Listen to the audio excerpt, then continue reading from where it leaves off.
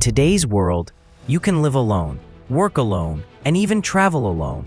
But if all modern technology were to disappear, a deep ancestral truth would surface. Humans were not made to live in isolation. Evolutionary science makes it clear. Being alone is a disadvantage. In the wild, a lone individual cannot hunt effectively, defend themselves, raise children, or pass on knowledge. Since prehistoric times, humans have survived by living together. Around 300,000 years ago, Homo sapiens entered the evolutionary stage. They were not the strongest species. No claws, no exceptional speed, no aquatic agility. But they possessed one exceptional ability: cooperation in small groups. There were no hospitals, no permanent shelters, no electric lights or maps, but they had shared fires, shared meals, and shared watch over the darkness. This was the foundation of society. Archaeological evidence from Dolní Věstonice, in what is now the Czech Republic, reveals organized communal hunting camps dating back over 25,000 years. Central hearths were surrounded by tool-making areas, systematically arranged animal bones, and signs of role specialization. This was not individual activity. It was a symbiotic system of shared survival. At Shanidar Cave in northern Iraq, archaeologists discovered Neanderthal remains buried with traces of pollen, possibly from flowers, a ritual gesture. This points to an astonishing level of community awareness, caring not only for the living, but also for the dead. These individuals were not abandoned in death. They were remembered and perhaps even loved. From an evolutionary biology standpoint, group living was not optional. It was essential for survival. A lone hunter had a far lower chance of success than a coordinated team. One person could track, another distract, and a third could ambush the prey. Success rates increased, and more importantly, the food was shared with the group, including those who didn't hunt directly. Sharing became a mechanism for social stability. And stability was the foundation for memory, knowledge transmission, and raising the next generation. Group living also addressed a fundamental human challenge: premature birth. Unlike most animals, human infants require years of care before becoming independent. A single mother could not hunt, protect, and care for her child all at once. But with the support of a sister, grandmother, or neighbor, a survival network emerged. This is why the human brain evolved with a focus on social processing. Regions for language, facial recognition, emotion, and behavioral coordination are all linked to group life. The brain became a tool to understand, predict, and adapt to the behavior of others. It is no coincidence that in ancient cultures, the hearth, the place where people gathered, became the center of collective memory. It was not just for cooking. It was where stories were told, lessons were learned, wounds were healed, and comfort was shared. Even among modern hunter-gatherer societies, such as the Hadza of East Africa or the San of Southern Africa, communal living remains adaptive. They move with the seasons, yet maintain group sizes small enough for mobility and large enough for shared responsibility. All of this leads to one clear conclusion. Homo sapiens is a social species, biologically engineered for connection. We did not survive because one individual was exceptional, but because the group functioned together. Every time you eat with family, walk with friends, or turn to your community in hardship, you are enacting the very instincts that allowed your ancestors to survive hundreds of thousands of years of evolution. We were never truly alone, not now, not ever. Part 2. The instinct to form groups. Why do humans form groups? Why is our sense of belonging so deeply ingrained that isolation triggers stress, anxiety, and even physical illness? The answer lies not in culture, but in biology. Unlike solitary predators, such as big cats, humans evolved to be hypersocial creatures. Our survival depended not on physical strength or speed, but on collaboration, coordination, and trust. One of the leading theories in evolutionary neuroscience is known as the social brain hypothesis. It proposes that the reason Homo sapiens evolved such large and complex brains is to manage the demands of social living. Our brains are designed not just to perceive the world, but to navigate the intricate web of human relationships, alliances, rivalries, roles, and obligations. In early human societies, knowing who you could trust, who owed you a favor, and who might pose a threat was a matter of life and death. Memory, empathy, and communication were no longer optional. They became essential tools for survival. The brain became a social organ. From this foundation emerged behaviors that reinforced community. Proto-language. Before the development of structured languages, early humans likely used gestures, vocalizations, and facial expressions to convey meaning. Even simple sounds or body movements could communicate warnings, hunting plans, or emotional states. The ability to share intent, danger ahead, food here, or follow me, transformed loosely connected individuals into coordinated units. This communication extended beyond immediate needs. Storytelling likely began long before writing. Around firelight, elders could recount past hunts, pass down knowledge of seasons and animals, and teach moral lessons. These narratives became the glue of group identity. Symbols and art. Archaeological discoveries reveal handprints on cave walls, ochre markings, and symbolic carvings dating back tens of thousands of years. These were not decorations, they were declarations of presence and belonging. A handprint on a cave was a message: we were here, we are this group. Later, small sculptures such as the Venus figurines, exaggerated female forms carved from bone or stone, may have served as fertility symbols or clan totems. In either case, they represented something more than the individual. They were shared symbols, binding people through meaning. 3. Ritual, rhythm, and music. Rhythmic movement, dancing, drumming, chanting, triggers synchronized neural activity in groups.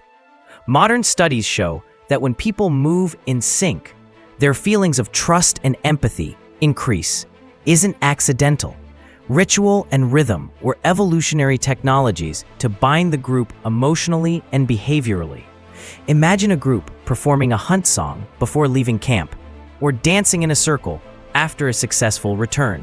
These actions reinforced shared goals, emotional cohesion, and a sense of purpose. Unlike rigid hierarchies found in later agricultural societies, early human social structures were fluid and flexible. Leadership was not fixed, but rotated based on context. A skilled tracker led the hunt. A knowledgeable healer made decisions during illness. Elders with experience guided the group during migration or drought. This decentralized, role-based system prevented power struggles and ensured adaptability. It was less a pyramid than a web of roles, held together by mutual benefit, memory, and trust. Anthropological examples still alive today. To understand what early human social life may have looked like, scientists study modern hunter-gatherer societies that have preserved traditional ways of life.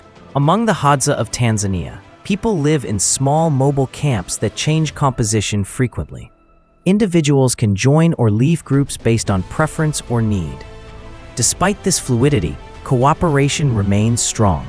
Food is shared, disputes are mediated, and tasks are distributed according to skill and age.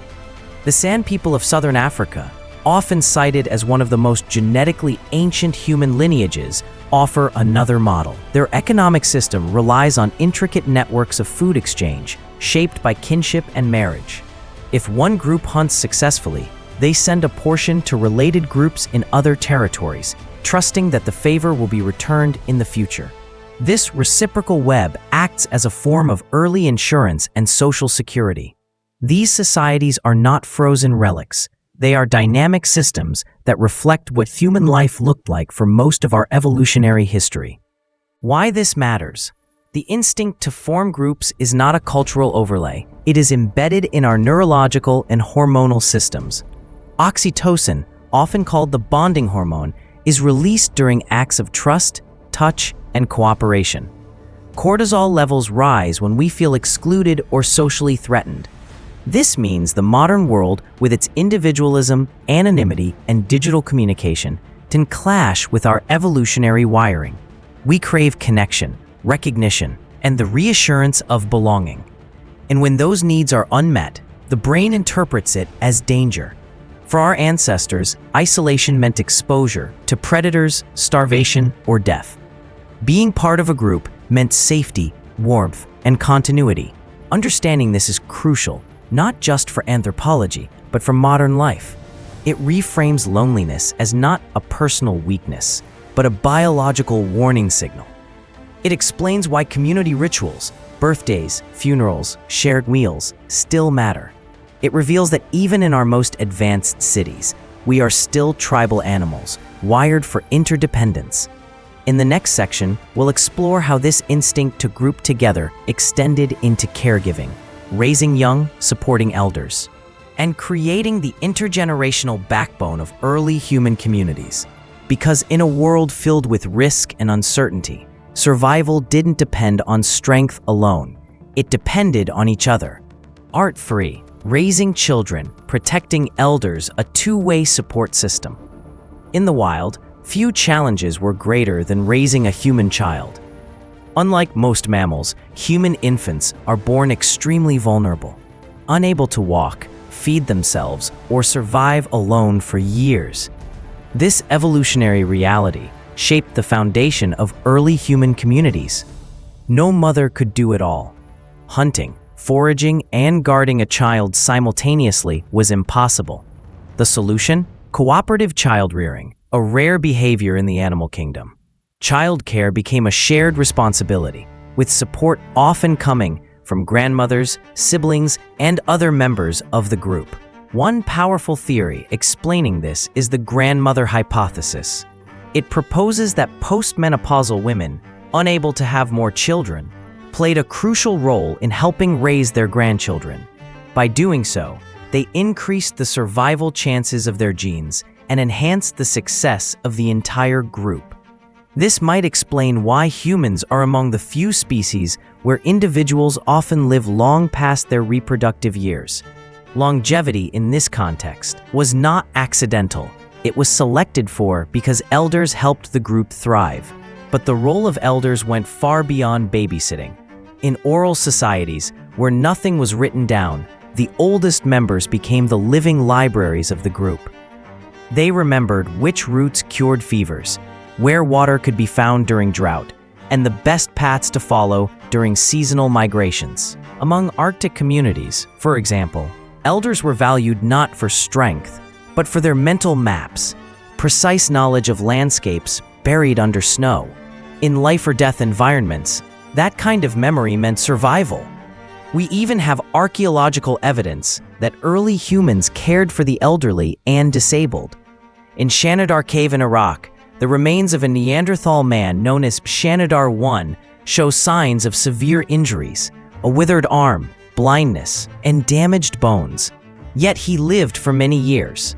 This suggests he was cared for by others.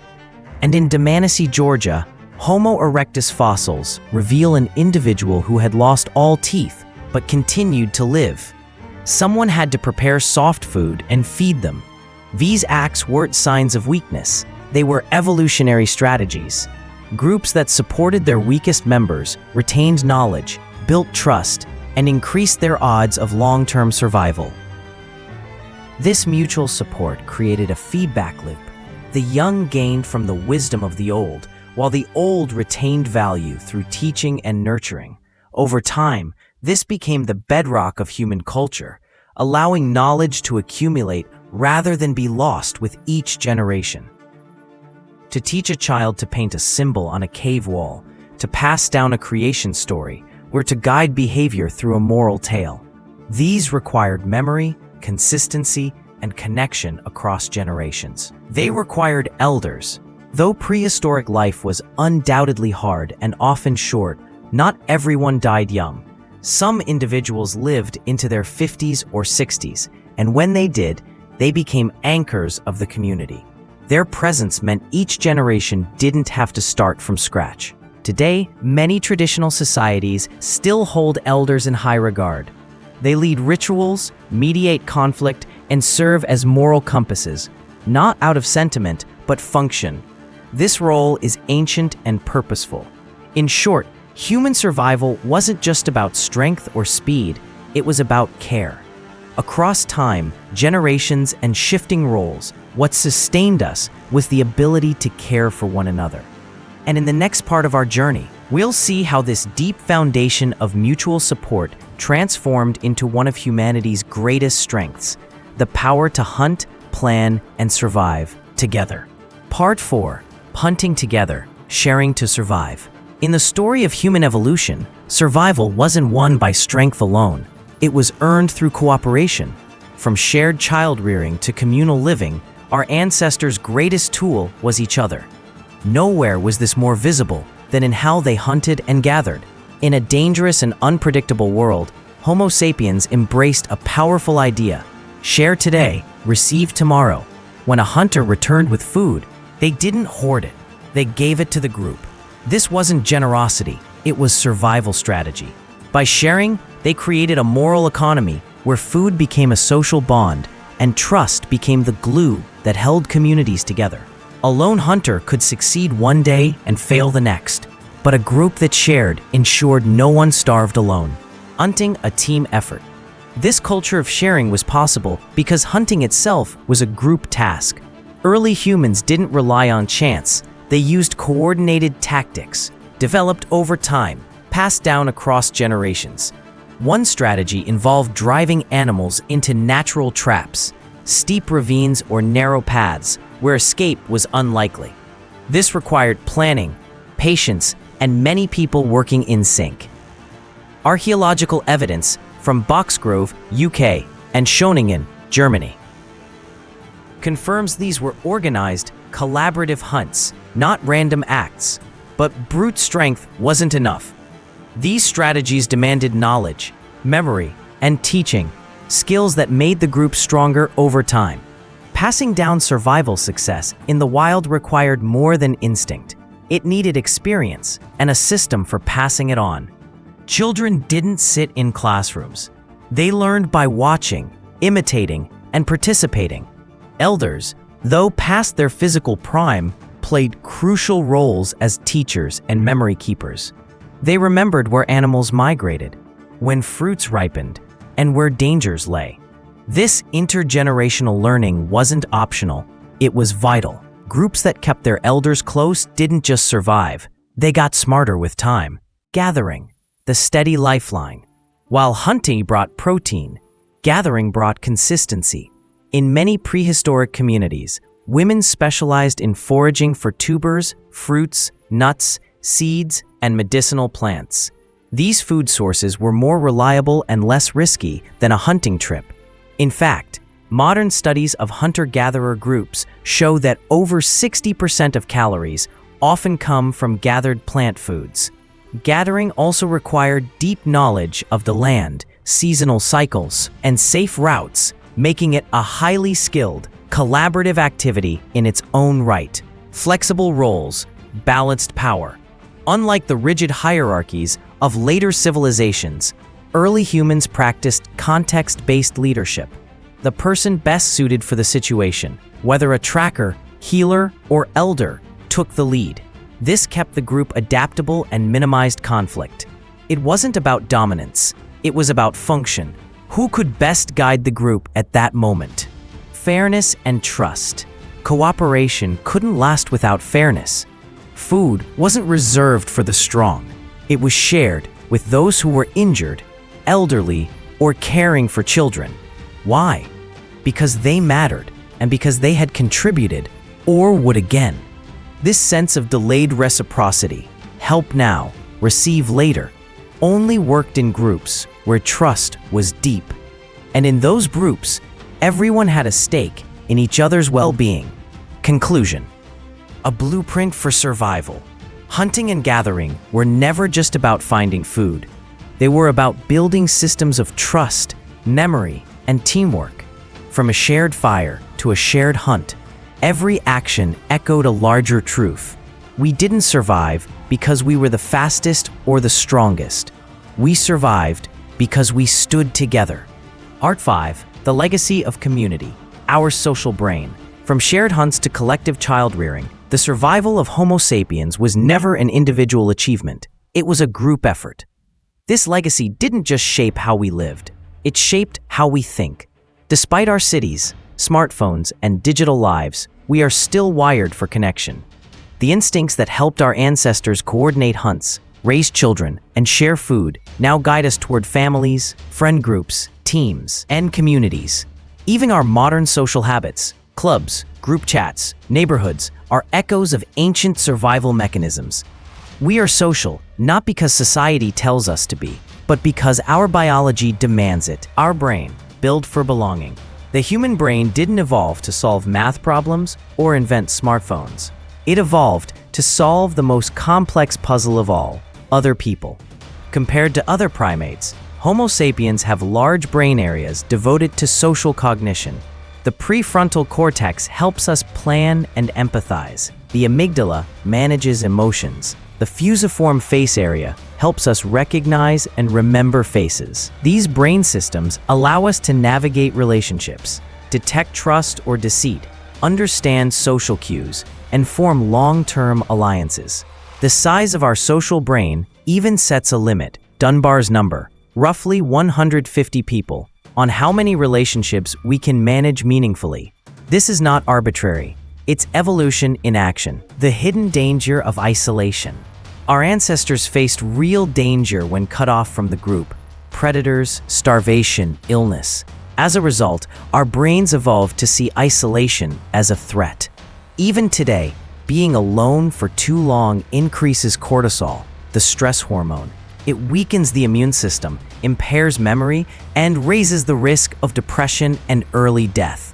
Neuroscientific studies show that loneliness activates the same brain regions as physical pain. That's why we instinctively seek belonging, why a comforting voice, a supportive friend, or a shared moment feels not just nice, but necessary. Ancient instincts in modern rituals. Every time we gather, around a table, a fire, or even a movie screen, we are reenacting ancient behaviors.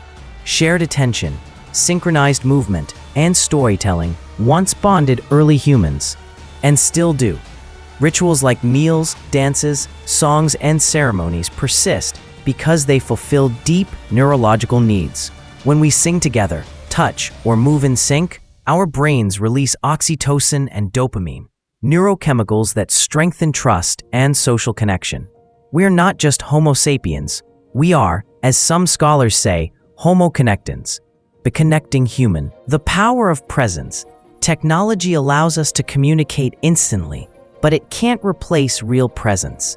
Video calls and messages help, but lack the full body experience of face-to-face contact, tone, body language, eye contact, even scent. Modern life often leads to constant communication, but rising loneliness. The medium has changed, but our minds haven't. Understanding our evolutionary roots helps explain why a hug calms us, why a shared meal feels grounding, and why remote work can feel draining, even when convenient. We thrive on real physical presence. Conclusion: a legacy carried within. The story of Homo sapiens is not about lone heroes, it's about communities. From the first fire circles to the villages and cities that followed, everything we built was a product of shared survival. Our ancestors didn't just master tools or fire, they mastered each other. That legacy lives on in every act of kindness, every shared story, every bond we form. To understand human evolution is to understand this truth. Community isn't just part of being human, it's the reason we're still here.